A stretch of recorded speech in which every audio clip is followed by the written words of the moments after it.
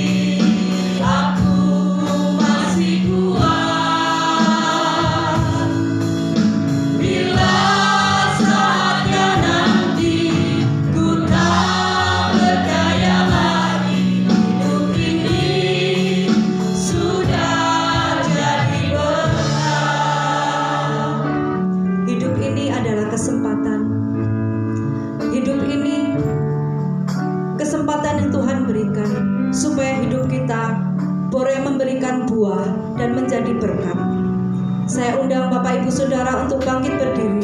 Kita pujikan kembali pujian ini bersama-sama dengan hati yang bersungguh kepada Tuhan. Hidup ini adalah kesempatan. Hidup ini untuk melayani Tuhan. Jangan sia-siakan waktu yang Tuhan hidup ini harus jadi berkat.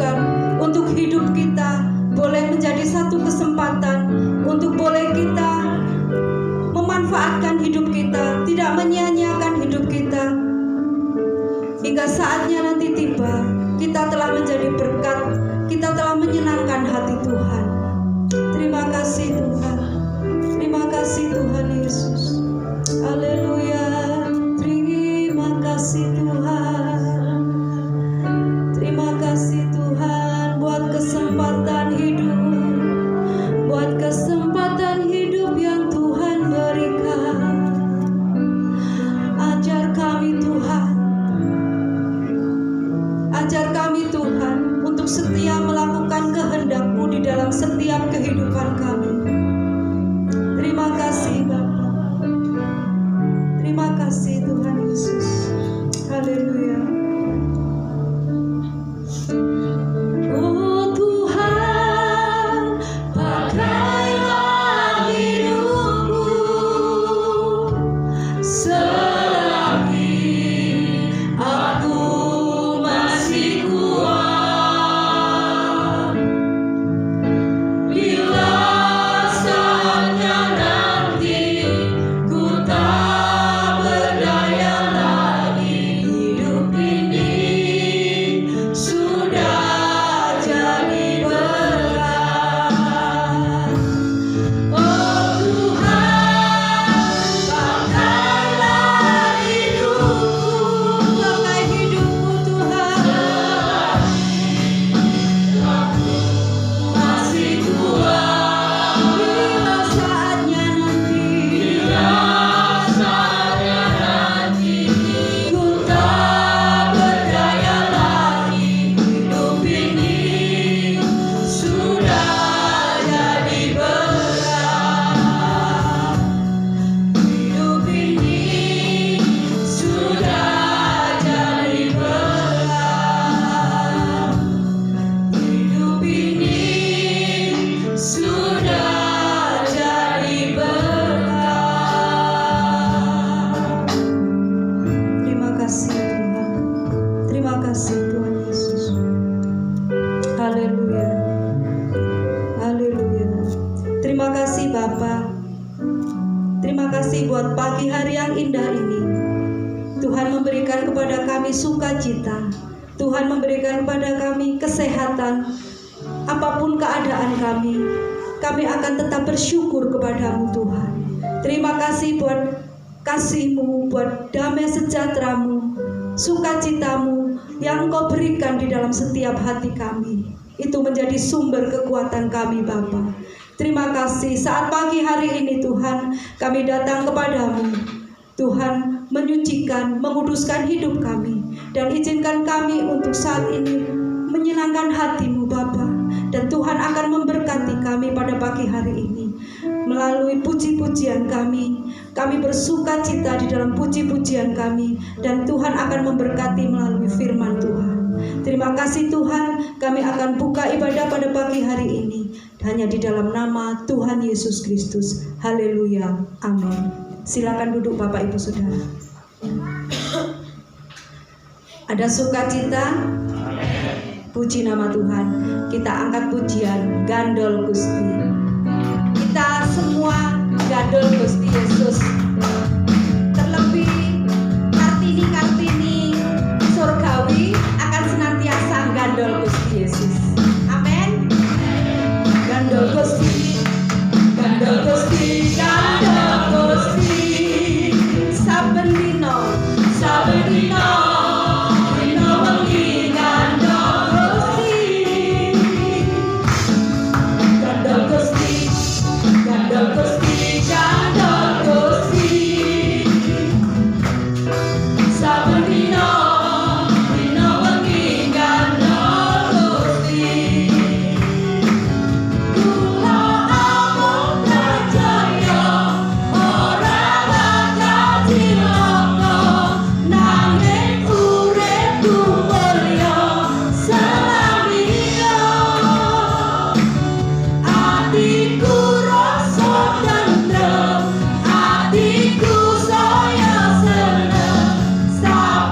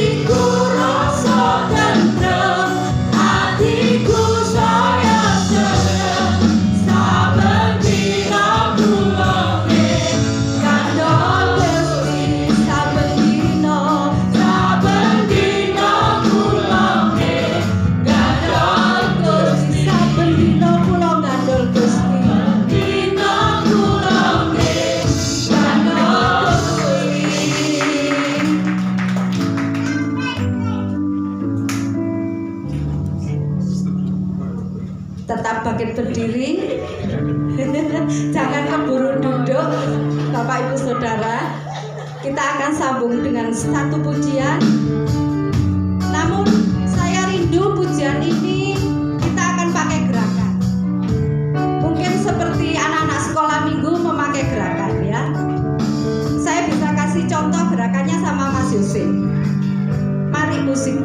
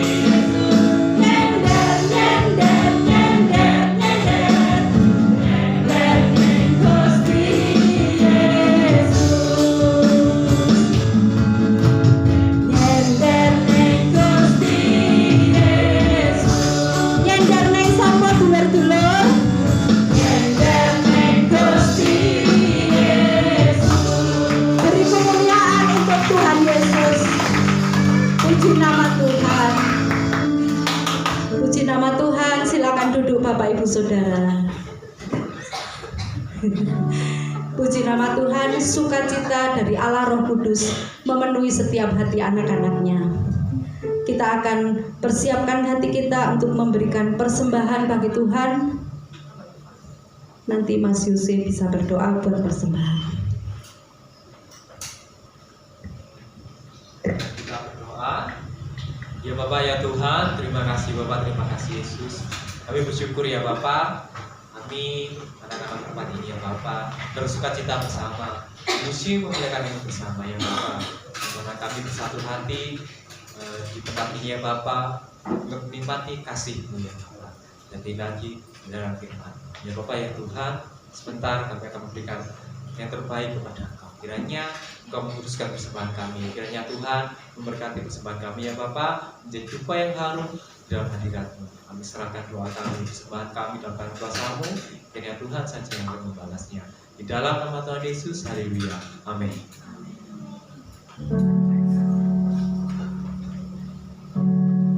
Walau sana sini situ pusing, semua orang susah, tetapi Engkau kan tetap tertawa. Bersorak-sorai.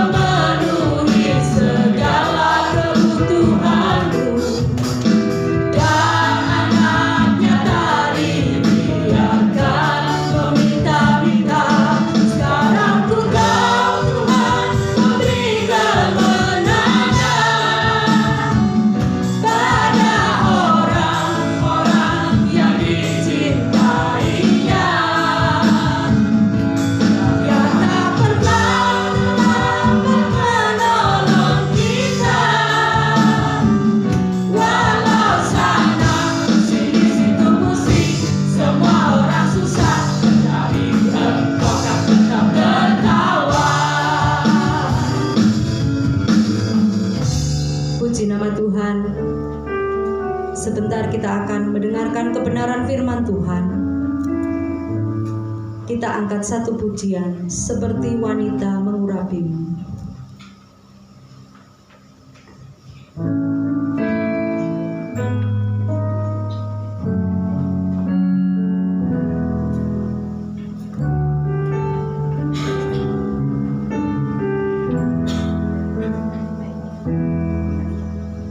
Seperti wanita mengurapimu, menangis di bawah kakimu.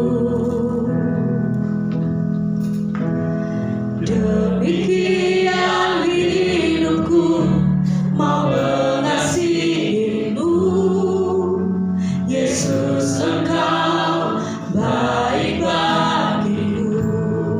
Seperti wanita mengurapimu, seperti wanita mengurapimu, menangis di bawah kakimu. Demikian hidupku mau mengasihimu, Yesus, Engkau baik bagiku.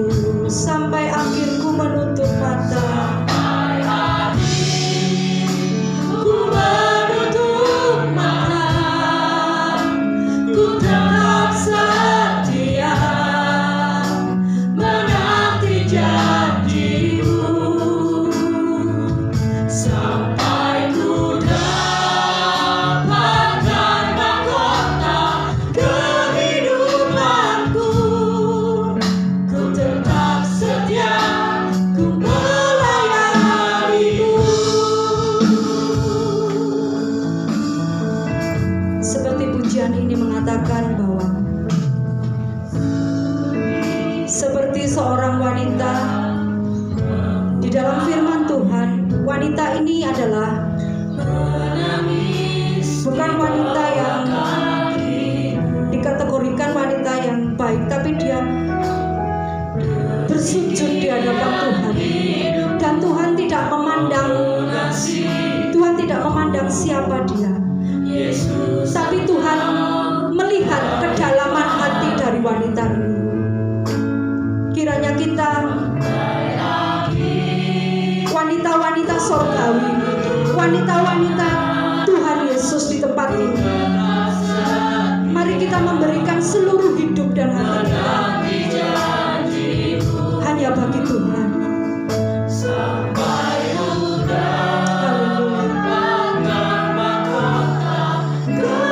Kehidupanku, ku tetap setia, ku melayanimu,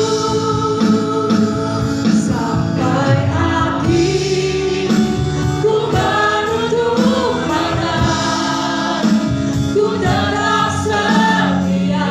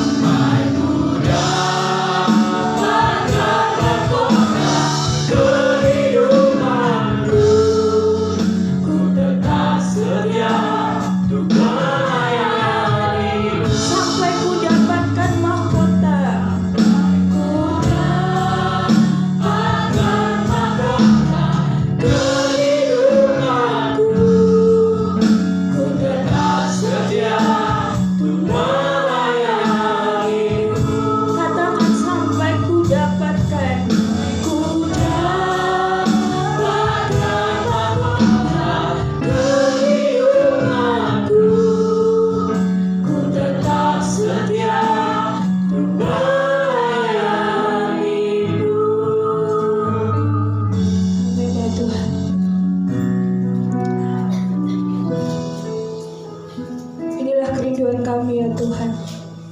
Kami mau tetap setia melayani-Mu seperti seorang wanita Tuhan yang telah mengurapi Engkau ya Tuhan. Berilah hati kami Tuhan selalu hidup kudus di hadapan-Mu ya Tuhan. Kami bersyukur Tuhan karena Engkau selalu baik bagi kami ya Tuhan. Melalui kasih-Mu kami belajar juga untuk mengasihi sesama kami, terlebih kami mengasihi Engkau Tuhan. Ajari kami Tuhan untuk tetap setia sampai Engkau memanggil kami pulang ya Tuhan. Terima kasih ya Bapa. Kami sudah menyembah, memuji Engkau ya Tuhan. Sebentar kami akan mendengarkan kebenaran dari firman-Mu Tuhan. Kami percaya Roh Kudus-Mu menuntun setiap kami Tuhan. Berikan hikmat-Mu kepada hamba-Mu yang menyampaikan firman-Mu Tuhan. Kuasai lidah dan bibirnya Tuhan, supaya menjadi berkat bagi kami semua. Kami mau terima kebenaran firman-Mu Bapa. Hanya di dalam nama Tuhan Yesus Kristus kami sudah berdoa dan mengucap syukur.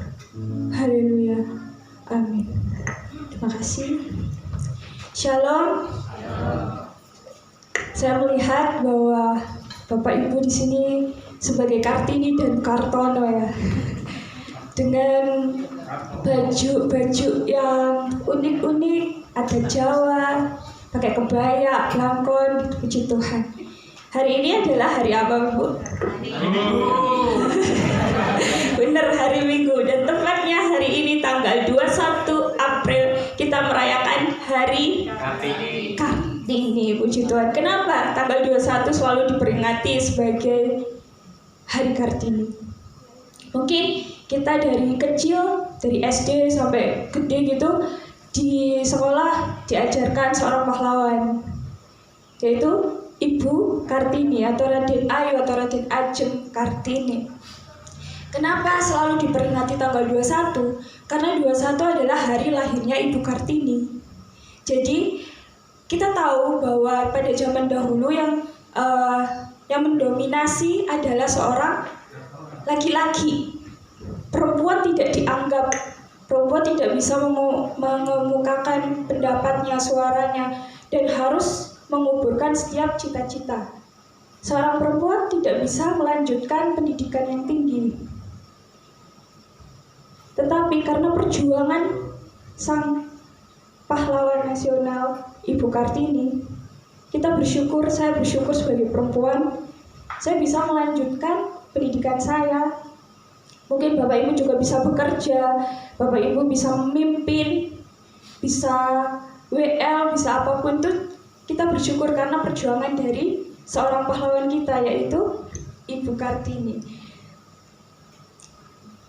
Nah, sebelumnya ada juga seorang perempuan di dalam Alkitab. Dia dipakai Tuhan luar biasa. Dia juga seorang pahlawan. Di sini ada clue-nya, wanita, ada palu, timbangan, terus ada yang memberikan pesan. Mungkin saya memberikan kuis ini, siapa yang bisa menjawab angkat tangannya. Oke, Ibu Esther. Deborah. Betul. Ibu Deborah, yaitu Ibu Gembala kita sebagai seorang pemimpin. Boleh maju Ibu Esther?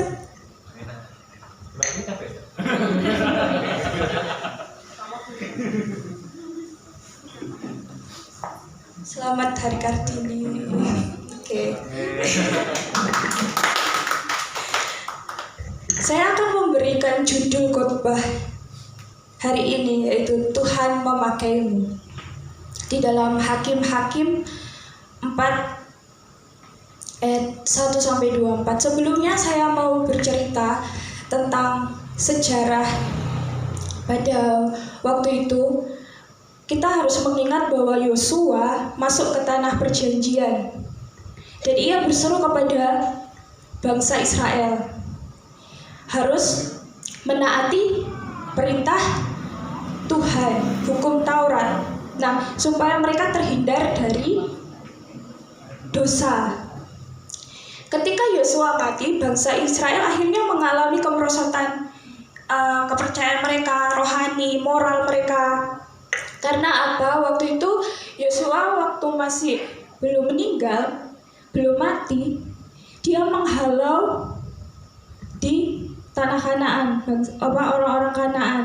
Supaya apa? Supaya tujuannya adalah supaya orang-orang Israel ini tetap hidup kudus, tidak sama seperti orang-orang Kanaan. Yang kita tahu bahwa orang-orang Kanaan adalah orang-orang yang menyembah dewa-dewa, menyembah berhala. Tuhan tidak ingin itu. Tetapi ketika Yosua mati, Israel gagal. Orang-orang Israel gagal menghalau, dan akhirnya mereka kehidupannya berdampingan dengan orang-orang Kanaan dan mengadopsi budaya mereka, budaya yang buruk. Sehingga mereka berdosa di hadapan Tuhan. Kemudian Tuhan membiarkan mereka ditindas selama bertahun-tahun oleh orang-orang Kanaan. Kemudian mereka menyadari bahwa mereka tuh nggak bisa tanpa Tuhan. Kalau mereka meninggalkan Tuhan, mereka selalu kalah dan ditindas. Akhirnya mereka bertobat, berseru kepada Tuhan. Lalu Tuhan memberikan sang pembebas itu untuk menyelamatkan umat Israel dari tindasan orang-orang Kanaan. Ya, Tuhan mengangkat seorang hakim laki-laki yang pertama. Bapak Ibu bisa menjawab? Hakim yang pertama adalah Otniel. Nah, Otniel ini bisa melawan setiap musuh-musuh orang Israel. Kemudian dia berhasil dan dia bisa membawa bangsa Israel ke era damai selama 18 tahun. Kemudian ketika Otniel sudah mati, mereka merasa damai dan hidup tentram. Akhirnya mereka melakukan lagi dosa. Karena hakim mereka, pemimpin mereka mati. Mereka melakukan dosa lagi di hadapan Tuhan, menyembah berhala. Kemudian mereka dibiarkan sama Tuhan untuk ditindas. Dan setelah ditindas, mereka bertobat. Akhirnya Tuhan juga mendengar seruan mereka. Diangkatlah pembebas yang kedua. Hakim yang kedua adalah Ehud. Nah, seorang yang kidal. Tuhan memakai orang yang kidal untuk memimpin bangsa Israel. Nah, kemudian si Ehud ini membunuh orang-orang Moab, raja Moab yang telah menindas bangsa Israel. Kemudian di era kepemimpinannya Ehud, bangsa Israel ada di era damai selama 80 tahun. Nah, kemudian mereka terus, ya Tuhan, kalau jadi Tuhan itu kayak gimana ya? Mereka sudah dibebaskan, mereka hidup damai, mereka berdosa lagi. Selalu begini, muter terus. Habis berdosa, mereka ditindas dan dia bertobat. Akhirnya Tuhan memberikan sang pembebas. Kita akan buka di dalam Hakim-Hakim 4. Ayat 1-3. Oke, saya akan membacakan bagi Bapak Ibu Saudara sekalian. Setelah Ehud mati, orang Israel melakukan pula apa yang jahat di mata Tuhan. Lalu Tuhan menyerahkan mereka ke dalam tangan Yabin, raja Kanaan, yang memerintah di Hasor. Panglima tentaranya ialah Sisera, yang diam di Haroset Hagoyim. Lalu orang Israel berseru kepada Tuhan, sebab Sisera mempunyai 900 kereta besi dan 20 tahun lamanya ia menindas orang Israel dengan keras. Nah, setelah Ehud mati, mereka terus melakukan dosa. Terus mereka ditindas selama 20 tahun oleh Raja Habin. Kemudian mereka berseru kepada Tuhan karena mereka sudah teraniaya selama 20 tahun. Kemudian di ayat berikutnya, di sini ada sesuatu hal yang menarik Bapak Ibu.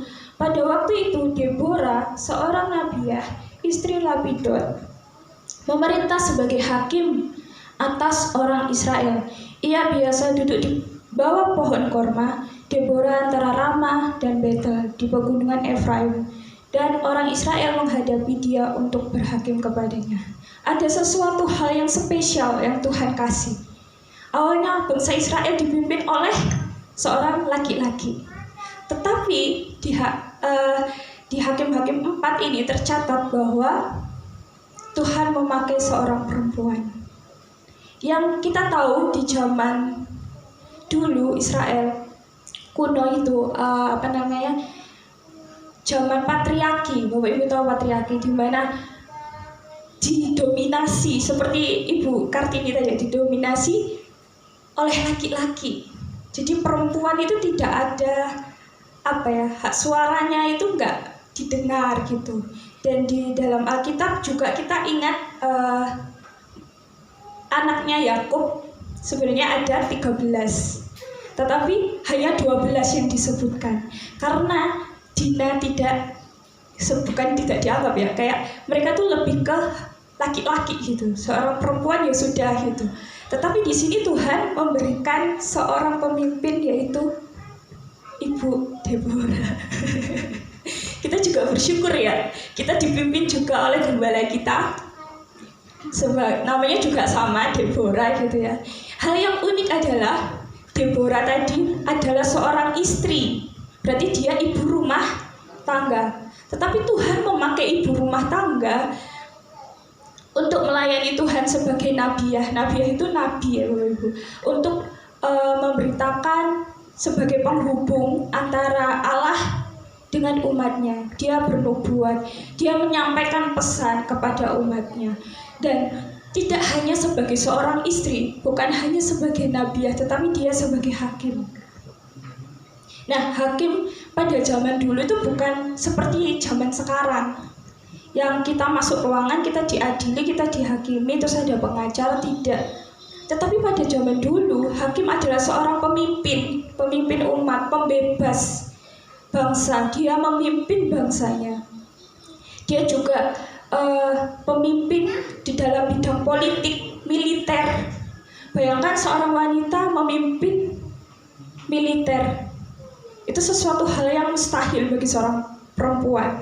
Tapi Tuhan memakai siapapun, gak peduli dia ibu rumah tangga, gak peduli dia perempuan, tapi Tuhan memakai.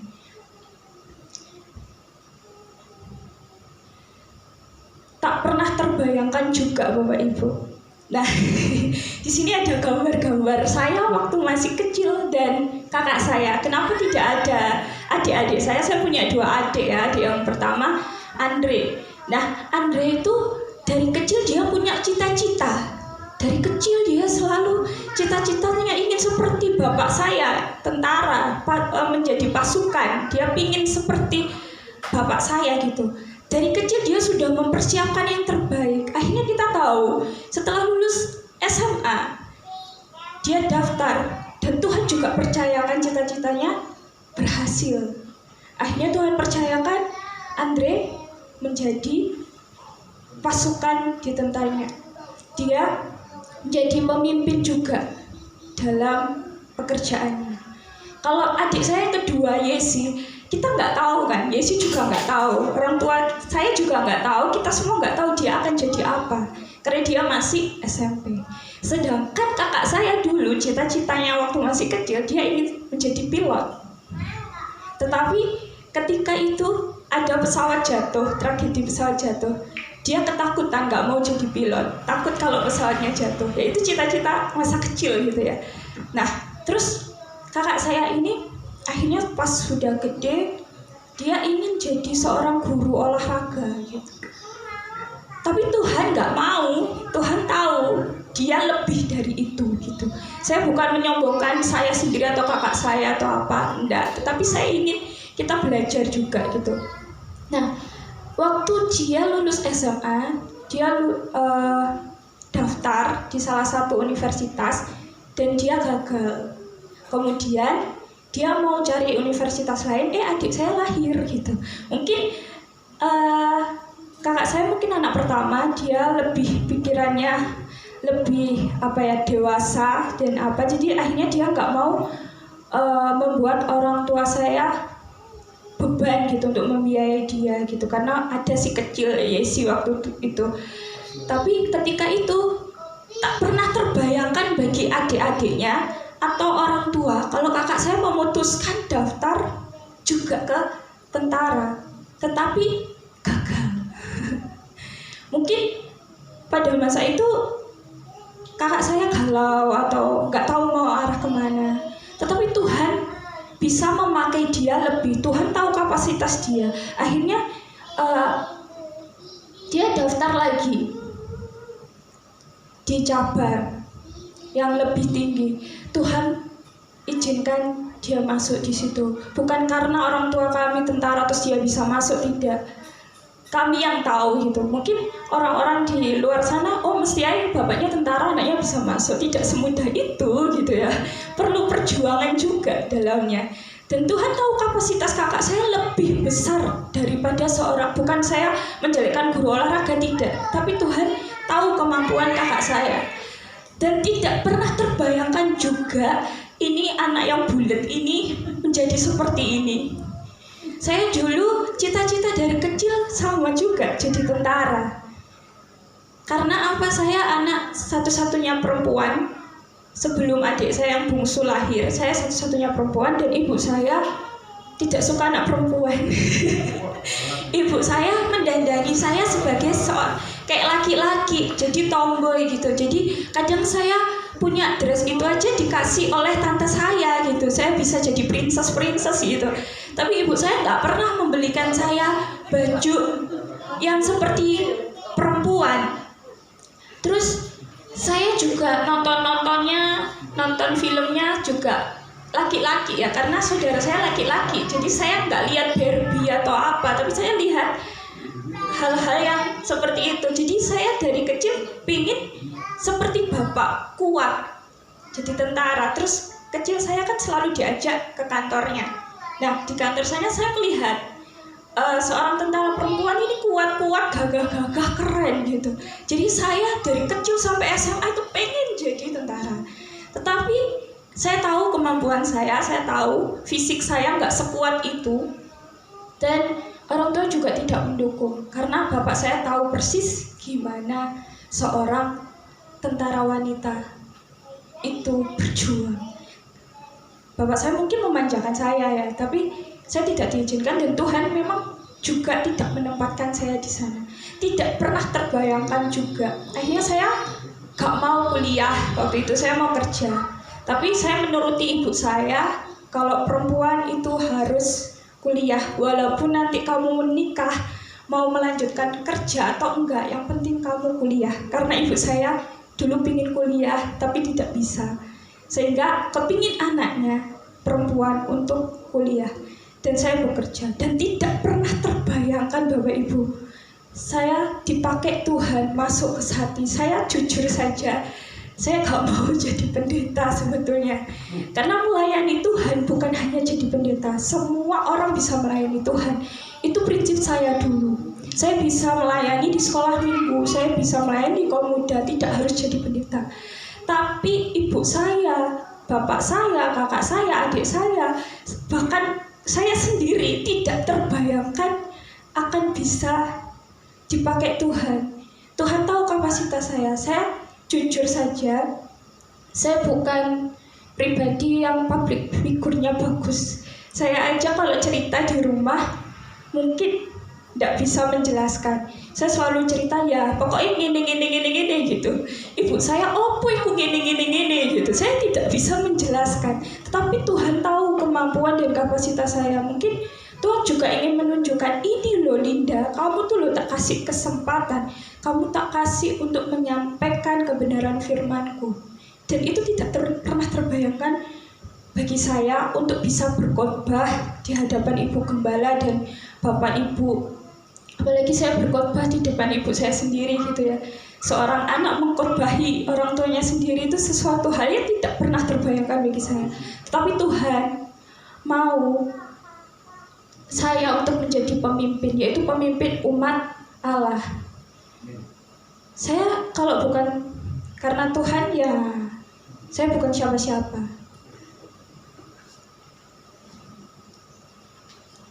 Nah, Tuhan bisa memakai siapa saja untuk melakukan tugasnya.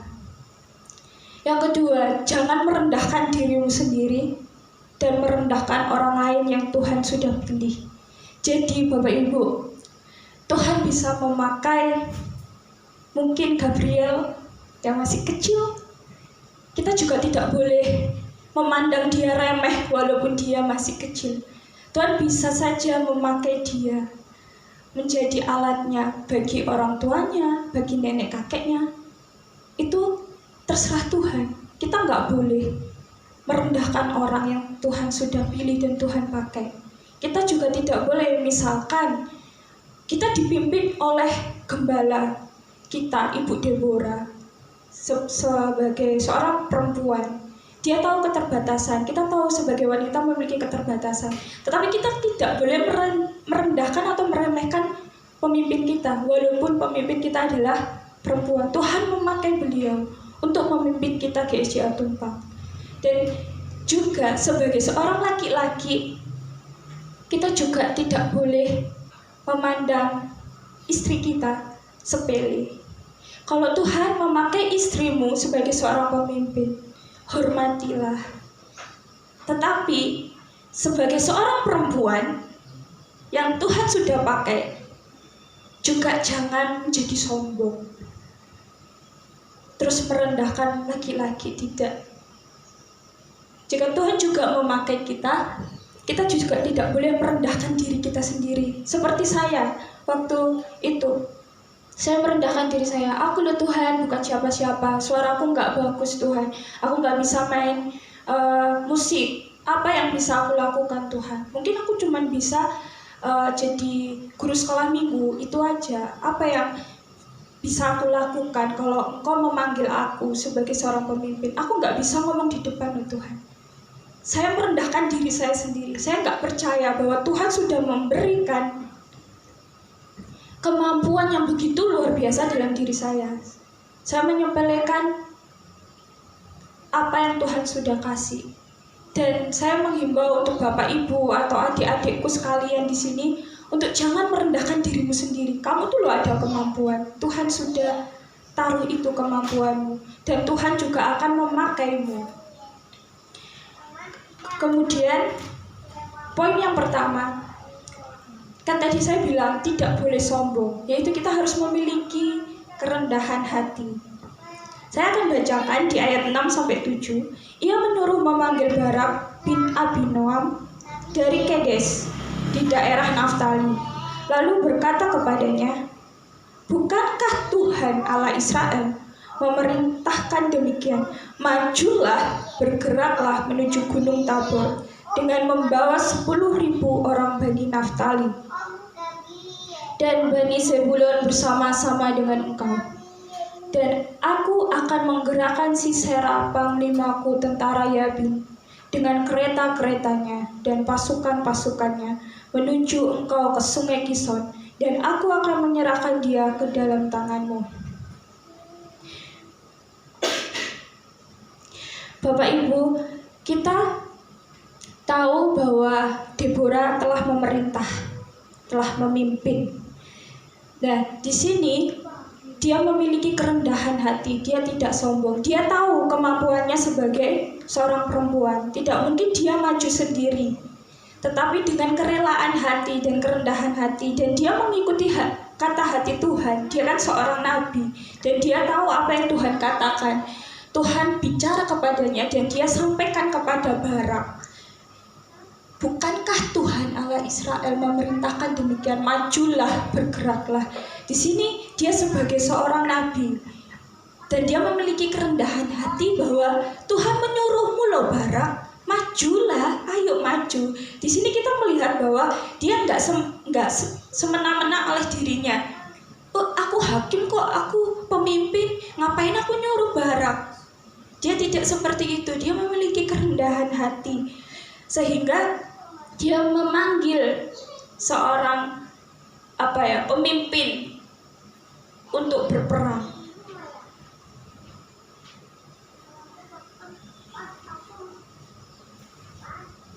Jika kita dipercayakan untuk memimpin, ingatlah Bapak Ibu Saudara sekalian, jangan sombong. Tetap milikilah hati yang rendah hati, maksudnya, yang nggak sombong. Kita di sini saling membutuhkan satu sama lain. Mungkin Ibu Gembala, pemimpin kita, dia tahu keterbatasan. Misalkan dia nggak bisa membangun gereja ini tanpa menyuruh kaum pria. Gak mungkin kan kita bayangkan ibu Deborah akan membangun gereja sendirian karena dia pemimpinnya gitu. Kan mustahil gitu ya. Pasti dia akan menyuruh orang yang bisa di bidang itu. Sama seperti Deborah. Tetap milikilah kerendahan hati jika Tuhan telah memakaimu. Yang kedua, saling menghormati dan menghargai orang lain. Nah, jika Tuhan sudah memakai kita, jangan ragu-ragu. Poin yang kedua, jangan ada keraguan. Nah, saya mau kaum pria untuk membacakan di ayat 8 dan kaum wanita di ayat 9. Hakim 4 ayat 8. 1, sudah semua ya ketemu? 1, 2, 3. Jawab. Kaum pria semuanya.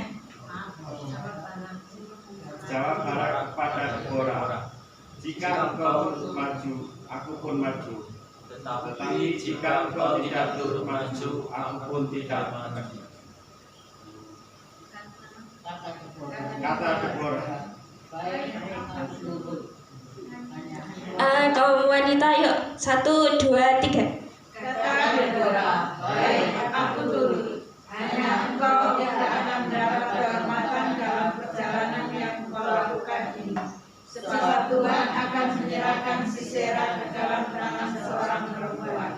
Lalu Deborah bangun berdiri dan pergi bersama-sama dengan Barak ke Kadesh. Oke, terima kasih. Bapak Ibu, di sini Deborah sudah bilang, majulah, bergeraklah. Dia tahu bahwa itu kesempatannya Barak untuk melawan dalam peperangan. Tetapi di sini kita melihat bahwa Barak ada keraguan. Dia butuh Deborah. Jawab Barak kepada, jika engkau turut maju, aku pun maju. Tetapi jika engkau tidak turut maju, aku pun tidak turut maju. Di sini ada keraguan. Mungkin ada ketakutan karena Sisera ini memiliki 900 kereta besi dan banyak peralatan yang mungkin membuat dia goyah. Mungkin kalau kita sebagai manusia wajar ya kita memiliki ketakutan. Tetapi padahal Tuhan sudah bilang kepada Deborah. Tetapi si Barak kurang percaya. Dia yakin bahwa kalau dia bersama Deborah, Tuhan pasti menyertai. Di situ akhirnya Deborah bilang, oke, aku akan turut gitu. Tetapi kehormatan dalam perjalananmu bukan engkau. Tuhan akan menyerahkan musuh ke dalam tangan perempuan. Boleh Mas Yose bacakan di ayat ke-6? Ayat ke-6, ia menyuruh memanggil Barak bin Abinoam dari Kadesh di daerah Naftali. Lalu berkata kepadanya, bukankah Tuhan Allah Israel memerintahkan demikian? Majulah, bergeraklah menuju Gunung Tabor dengan membawa 10.000 orang Bani Naftali dan Bani Zebulon bersama-sama dengan engkau. Ayat ke-7.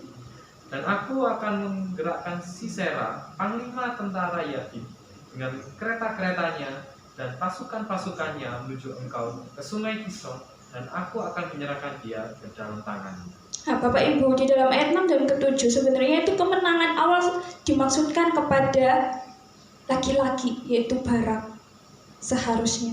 Tetapi karena keraguannya, akhirnya Allah menunjuk seorang perempuan dan akhirnya Deborah turut. Ayat yang ke-10 saya akan membacakannya.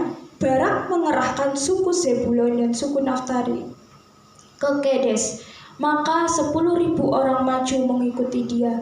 Juga Deborah maju bersama-sama dengan dia. Dimulai dari keraguan-raguan dan ketakutan Barak, membuat ia harus kehilangan kemuliaannya, kehormatannya, dan kemenangannya yang dijanjikan Allah kepada Barak. Kehormatan Barak akhirnya diubah dan diposisikan dan diduduki oleh perempuan. Allah memakai perempuan sebagai perantara yang akan menjadi tokoh seorang pahlawan yang kita bisa tahu di dalam Alkitab. Di dalam Hakim-Hakim 4 ayat 11 sampai 17.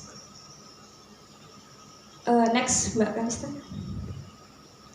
Nah, sini saya tidak akan membacakan begitu banyak, tapi saya seperti sekolah minggu ya, saya memberikan gambar-gambar bercerita. Saya akan bercerita. Ada seorang Heber. Dia itu orang Keni, dia iparnya Musa. Dia memisahkan dirinya dari suku Keni. Dia hidupnya itu berpindah-pindah tempat. Kemudian dia memasang kemah di dekat Kedes. Terus akhirnya Sisera, seorang panglima tentaranya Yabin, itu mendengar bahwa Barak ada di Gunung Tabor. Akhirnya dia mengerahkan 900 kereta besi dan pasukan-pasukannya yang banyak untuk berperang. Nah, kemudian atas restu seorang Deborah sebagai pemimpin, Deborah bilang, majulah. Kedua kalinya dia suruh, dengan iman percayamu majulah berperang, Barak. Apakah Barak ragu lagi? Tidak. Karena Barak percaya bahwa Deborah ikut, Tuhan akan menyertai dia. Dia cuma butuh kayak ayolah biar aku nggak ragu. Akhirnya ketika si Barak mengikuti perkataannya Deborah, dan Deborah bilang, Allah sendiri yang akan mengacau balokan musuh di depan kau. Dan terbukti ketika Barak turun dari Gunung Tabor, di depannya Tuhan sudah menghalau semua musuh-musuhnya sehingga tewas. Kemudian Barak melihat banyak musuhnya yang melarikan diri, termasuk Sisera, seorang panglima. Dan si Barak dengan pasukan-pasukannya mengejar musuh-musuhnya sehingga dia menewaskan semua musuh-musuhnya. Tidak ada yang hidup, semua tewas kecuali Sisera. Sisera turun dari keretanya, kemudian dia lari. Nah, dia datang ke kemahnya Heber. Nah, dia bertemu dengan seorang perempuan, istrinya Heber yang bernama Yael. Nah, ketika dia bertemu, si Yael ini menyuruh dia masuk ke kemahnya. Dan kenapa si Sisera bisa ke kemahnya Yael, istri Heber? Karena Heber ini keluarganya itu memiliki hubungan yang baik gitu dengan Raja Yabin. Akhirnya dia datang ke situ. Dan kemudian ketika begitu lelahnya si Sisera, dia meminta minum kepada Yael. Kemudian dia memberikan minum dan diselimuti. Terus memerintahkan Yael untuk berjaga-jaga di depan kemah. Untuk apa? Kalau ada orang yang mencari aku, bilang tidak ada. Tetapi Tuhan memakai Yael untuk menundukkan Sisera, seorang panglima. Kemudian ketika saking lelahnya Sisera, dia tertidur pulas. Kemudian dia mengambil patok dan palu kemah. Dia mengendap-endap pelan-pelan. Terus dia mematokkan di pelipis sini sampai tembus ke tanah. Dan akhirnya Sisera mati. Kemudian muncullah si Barak. Akhirnya si Yael, inikah yang engkau cari? Akhirnya si Barak melihat Sisera sudah tergeletak mati. Bapak Ibu, mari kita soroti dalam ayat yang ke-9.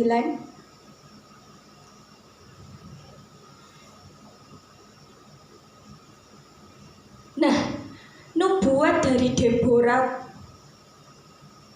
Tuhan genapi. Jika Deborah ikut turut, hanya saja Barak tidak mendapat kehormatan Dan Tuhan akan menyerahkan Sisera ke dalam tangan seorang perempuan. Perempuan itu adalah Yael. Nubuat dari seorang Deborah digenapi. Sebenarnya yang bisa membunuh Sisera adalah Barak, tetapi Tuhan sudah bernubuat, orang ini musuhmu akan dihabisi di tangan seorang perempuan. Tuhan memakai Yael, kecil ya Bapak Ibu, tidur cuman dipetek mati. Sedangkan Barak harus lari-lari, harus papa. Tetapi seorang perempuan yang Tuhan pakai cuman mati. Luar biasa. Tuhan memakai siapapun, entah kamu masih kecil, muda, tua, mbah gitu ya. Terus entah kamu perempuan, laki-laki, mungkin seorang perempuan itu lemah, tapi jika Tuhan sudah memakai, kita lihat Yael, kita lihat Deborah, Tuhan pakai luar biasa. Kenapa Deborah dipanggil Tuhan, diperintahkan untuk menjadi hakim?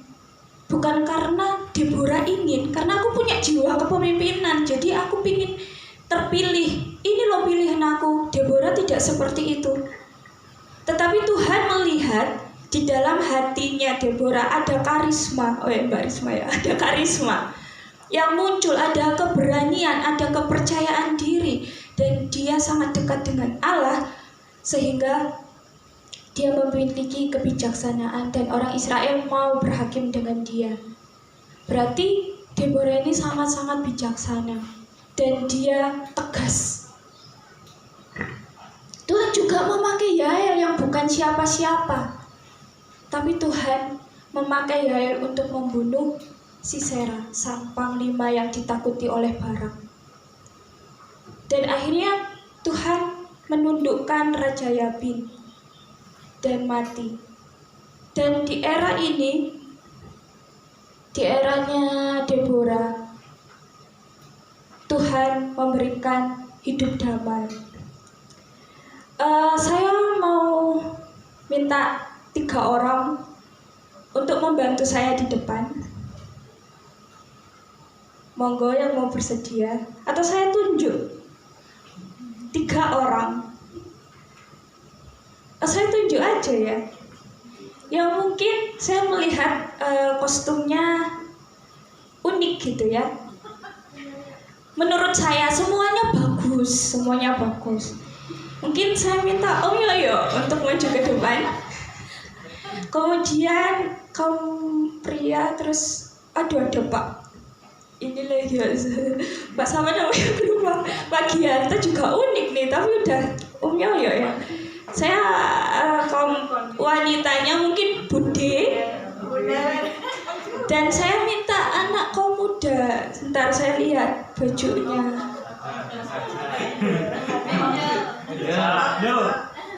Ibu bapak aja yang mau memilih antara Angel dan Yesi, bajunya yang Kartini banget siapa? Mbak Angel atau Mbak Yesi? Oh, berdiri di depan sini Om. Oke, silakan maju yang 1 orang, terserah. Oh, Mbak Angel apa Mbak Yesi, terserah. Ayo. Ayo, saya akan enggak itu kok. Ayo. Bantu saya, bantu Mbak Linda di depan. Oke. Beri tepuk tangan meriah buat 3 orang ini. Ada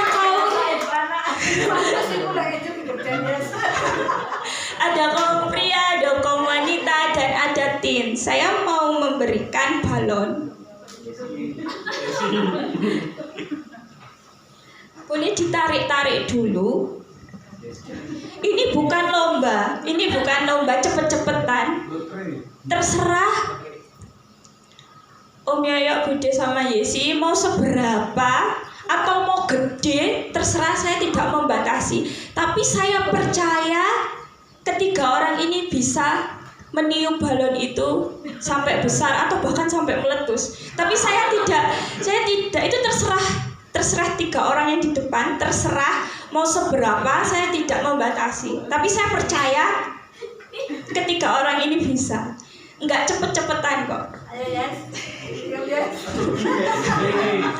Mari kita melihat tampilan 3 orang meniup balon. Pelan-pelan, yang penting pasti ya.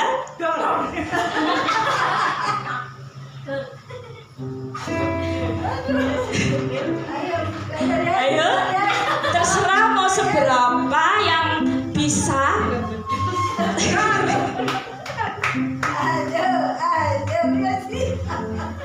Ini bukan lomba cepet-cepetan, tapi seberapa Bude, Yesi, Om Yoyo mau seberapa terserah. Saya tidak membatasi. Kalau mau meledakkan nggak apa-apa, terserah.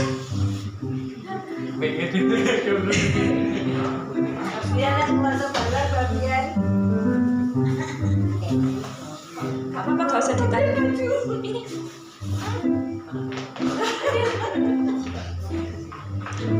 Walaupun mungkin nggak bisa ditali, nggak apa-apa, diginiin aja. Nggak di. Atau masih terus? Oh, Om Yoyo sudah kayaknya, sudah segitu. Oke, Bunda juga sudah. Yesi masih kurang? Gak apa-apa, diginiin aja. Wes gini aja. Oke, segitu? Oke, saya akan tanya.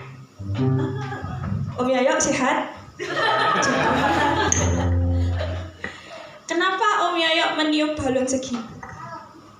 Takut meletus. Takut meletus. Oke. Bude sehat? Sehat. Cantik sekali. Bude kenapa meniup balon segini? Alasannya? Ya, selain takut meletus, nafasnya sudah ngos-ngosan. Oke, Mbak Yesi sehat? Kenapa Mbak Yesi hanya segini? Pipiku capek. Pipinya capek. Oke, kita lihat siapa yang lebih besar, Bapak Ibu. Silakan menilai. Siapa yang lebih besar? Oh, imbang. Oh, berarti Om Yoyo yang paling gede dan Bude sama Yesi hampir imbang ya. Tapi Yesi kayaknya kecil. Oke, terima kasih. Ini sebentar, saya kasih susu. Hidupin, cewek ini gak capek. Mas yang putih.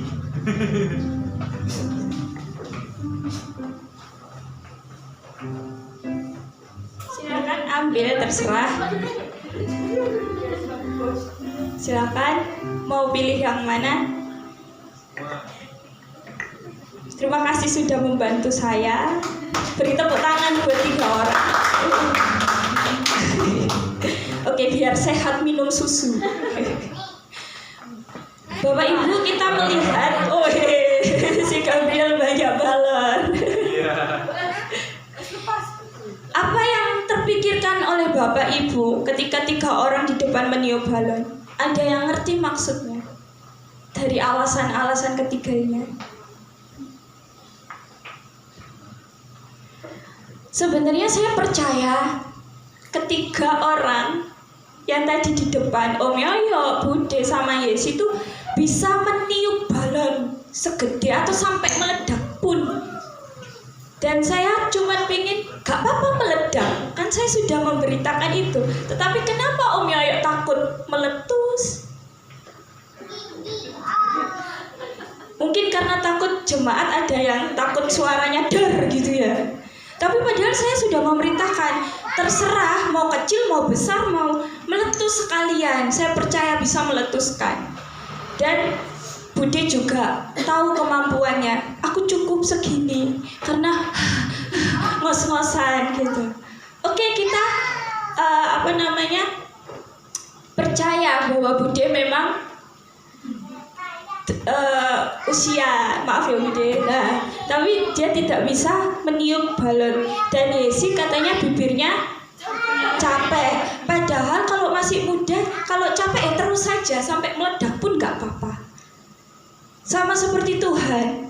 Tuhan sudah menyuruh, Tuhan sudah memakai kita. Tuhan tahu kapasitas kita tuh gede, meletus gitu.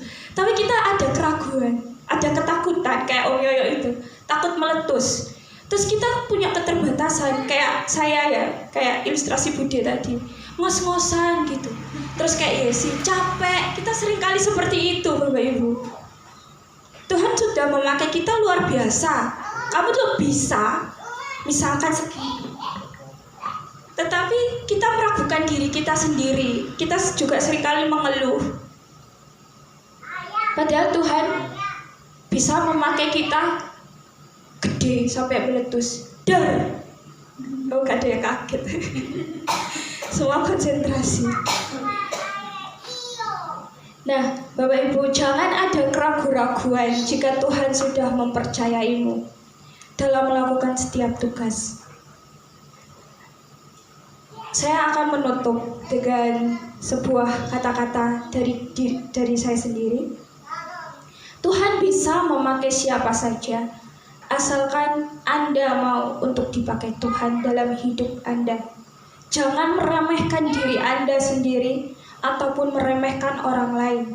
Anda memiliki kemampuan dan Allah akan selalu menyertai kita. Amin. Jangan pernah menyerah dengan keadaan. Kita belajar dari Deborah dan Yael. Tuhan bisa memakai seorang wanita untuk memimpin bangsa.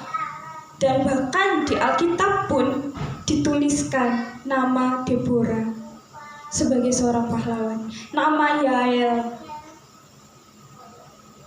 yang mengalahkan Sisera. Jangan merasa diri kita kecil, jangan merasa diri kita lemah. Tapi jika Tuhan telah memilih kita, jangan ada keraguan.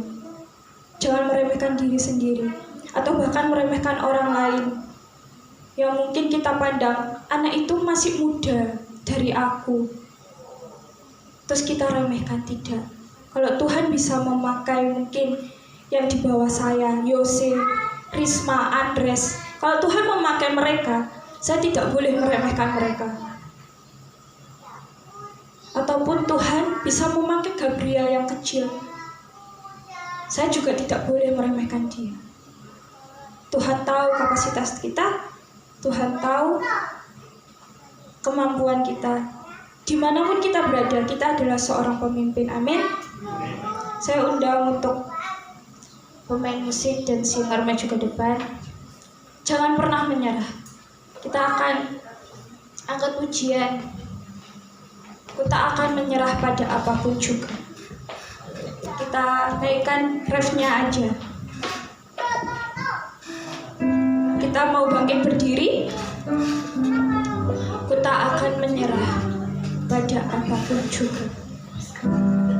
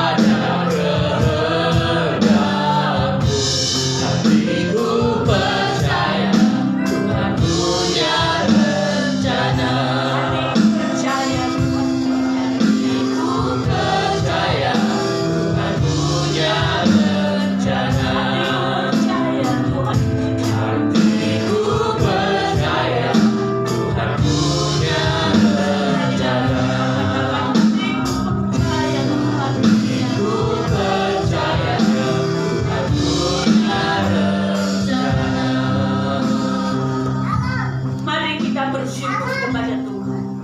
Tuhan punya rencana untuk hidup saudara masing-masing. Tuhan mau melakukan yang terbaik buat hidup. Tuhan mau memakai kehidupan masing-masing yang ada di tempat ini. Tetapi mari kita serahkan hidup ini kepada Tuhan, agar Tuhan dapat memakai hidup kita untuk kemuliaan nama-Nya. Kita serahkan seluruh kehidupan kita masing-masing kepada-Nya. Jangan bimbang dan jangan ragu. Tuhan berkata, engkau akan dipakai oleh-Nya, engkau akan diurapi oleh-Nya, engkau akan diberkati oleh-Nya, engkau akan menjadi alatnya yang berguna. Karena itu mari kita serahkan hidup dengan sungguh-sungguh kepada-Nya. Segala hal yang tidak benar yang ada dalam hidup ini, kita mohon Tuhan ampuni kita. Kita mohon Tuhan sucikan hati dan hidup kita, agar kita layak di hadapan-Nya. Dia mau memakai kita. Mari kita bersyukur. Terima kasih Tuhan. Terima kasih Tuhan.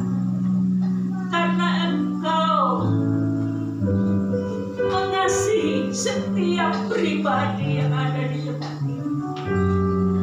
Terima kasih Tuhan. Engkau ada rencana di dalam kehidupan masing-masing. Terima kasih Tuhan. Kami mau menyerahkan hidup kami kepada-Mu. Kami mau mendengar suara-Mu. Kami mau melakukan kehendak-Mu. Ampunilah kami Tuhan, jikalau masih ada hal-hal dalam hidup kami yang membuat kami tidak menyerahkan hidup ini dengan sungguh-sungguh kepada-Mu. Kuduskan hidup kami, layakkan kami, layakkan satu persatu dari kami, dan kami serahkan hidup ini, pakai kami masing-masing di mana kami berada, untuk kemuliaan nama-Mu, untuk kebesaran nama-Mu Tuhan. Kami percaya Roh-Mu ada di tengah kami, dan Roh-Mu mengurapi kami, Roh-Mu menyertai kami. Terima kasih Bapa, terima kasih. Kami serahkan seluruh hidup kami dalam kami. Ampunilah segala hal yang tidak berkenan. Kuduskanlah, layakkanlah kami menjadi alat-Mu yang berguna. Bapa, ini hidup kami serahkan ke dalam tangan. Di dalam nama Tuhan Yesus kami berdoa. Amin. Bapak Ibu Saudara, minggu ketiga adalah saatnya kita akan doa syafaat. Karena itu saat ini mari kita berikan waktu kita untuk doa syafaat. Pertama, kita akan berdoa agar Roh Tuhan dicurahkan di tengah-tengah kita. Sebentar lagi tanggal 9 kita akan memperingati Tuhan Yesus naik ke surga. Dan ada 10 hari di mana kita akan berdoa untuk hari-hari itu, agar Roh Kudus dicurahkan di tengah-tengah kita. Mari kita berdoa untuk hal itu, agar Tuhan bekerja dengan Roh-Nya di antara kita, memenuhi kita dengan Roh-Nya. Kemudian yang kedua, kita akan berdoa untuk Saudari Yolanda, putri dari Pak Jupri yang ada di Bali. Dia akan diadili oleh kakaknya, dihadapkan kepada Ustadz. Tapi kita bersyukur, kita percaya bahwa itulah kesempatan bagi Yolanda untuk bersaksi tentang Tuhan Yesus. Kita doakan supaya Tuhan kuatkan Yolanda, Tuhan pimpin, Tuhan urapi, sehingga dia menjadi berkat bagi kemuliaan namanya. Nanti Ibu Setiati akan berdoa untuk pencurahan Roh Kudus, dan kemudian Ibu Iva akan berdoa buat Yolanda supaya tangan Tuhan mengurapi dan memimpin dia. Mari kita nyanyikan sekali lagi kur tadi, kemudian nanti Ibu Setiati akan berdoa.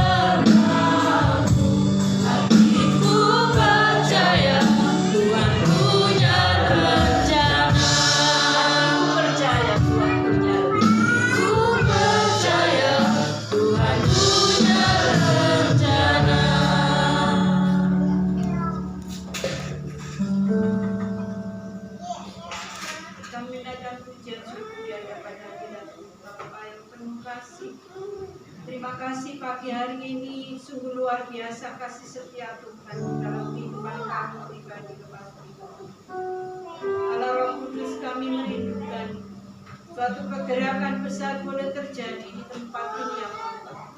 Kami merindukan curahan Roh Kudus-Mu atas gereja kami, sehingga kami boleh dibakar kembali semangat kami untuk lebih-lebih lagi di dalam mengiring akan Engkau Bapa di dalam surga. Kami percaya bahwa kehendak-Mu terjadi di tempat ini. Gereja kami akan bertumbuh besar dan meluas ya Tuhan. Bapa di dalam surga, Engkau pakai kami pribadi, luas pribadi Tuhan.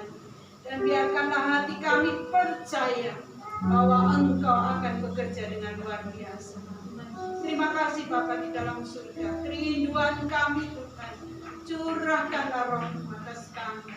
Curahkanlah Roh Kudus-Mu bagi gereja kami. Kami percaya Tuhan, melalui gereja yang kecil ini Tuhan, Engkau akan memakai gereja ini jadi alat bagi kemuliaan nama Tuhan. Terpujilah nama-Mu Bapa. Dalam nama Tuhan Yesus kami serahkan segala doa dan ucapan syukur kami. Haleluya. Amin. Bapak yang di dalam surga, kami sembah di dalam nama Yesus. Kami datang Tuhan kepada Engkau, mohonkan Tuhan saudara kami Yolanda saat ini sedang dalam masalah Tuhan. Tapi kami yakin dan percaya Tuhan, melalui masalah, melalui kejadian-kejadian yang tidak mengenakan Tuhan, Engkau turut campur dan Engkau selalu ada di dalam permasalahannya Tuhan, karena Engkau mempunyai rencana tersendiri yang begitu indah dalam kehidupan ini. Biar kemuliaan yang daripada-Mu Tuhan melimpah di atas dia dan Roh Kudus-Mu yang selalu memilih dalam setiap kehidupannya Tuhan. Selalu yang tidak begitu mengenakan dalam kehidupannya Tuhan, biarlah boleh belajar di dalam Engkau bahwa Engkau Allah yang hidup, Allah yang mengasihi, Allah yang selalu memberi pengampunan. Dan dengan perkara ini Tuhan, Engkau ada dan menjadi saksi bagi mereka yang belum mengenal. Terima kasih ya Bapa. Demikian iman yang daripada-Mu Tuhan, dan Roh Kudus yang Engkau curahkan Tuhan akan selalu ada setiap hari dalam kehidupan. Terima kasih ya Bapa, terima kasih ya Yesus. Dan sebentar lagi kami akan pulang. Engkau lindungi kami, Engkau sertai kami dan perjalanan kami menuju ke rumah. Dan biarlah Tuhan firman-Mu dan Roh Kudus-Mu selalu ada dalam kehidupan kami setiap hari. Terima kasih ya Bapa, kami berdoa dan mengucap syukur. Di dalam nama Tuhan Yesus Kristus kami berdoa. Haleluya. Amin. Angkat tangan Bapak Ibu Saudara semua. Bapak Ibu Saudara yang saya kasihi, marilah kita pulang dengan segala berkat surga yang Bapa surgawi sudah anugerahkan kepada kita. Marilah kita pulang bersama dengan damai sejahtera, dan sukacita dari Tuhan kita Yesus Kristus. Dan mari kita pulang bersama Allah Roh Kudus yang menyertai kita, yang memimpin, yang menguatkan, yang menghibur, dan yang menolong kita di dalam segala keadaan. Biarlah kita pulang bersama dengan Allah Roh Kudus yang mengurapi kita, menjadikan kita alatnya untuk banyak jiwa yang perlu Dia. Marilah kita pulang bersama dengan Allah Roh Kudus dari saat ini sampai Maranatha, Tuhan datang yang kedua kali. Di dalam nama Tuhan Yesus, saudara yang percaya katakan amin. Silakan duduk Bapak Ibu. Sebelum kita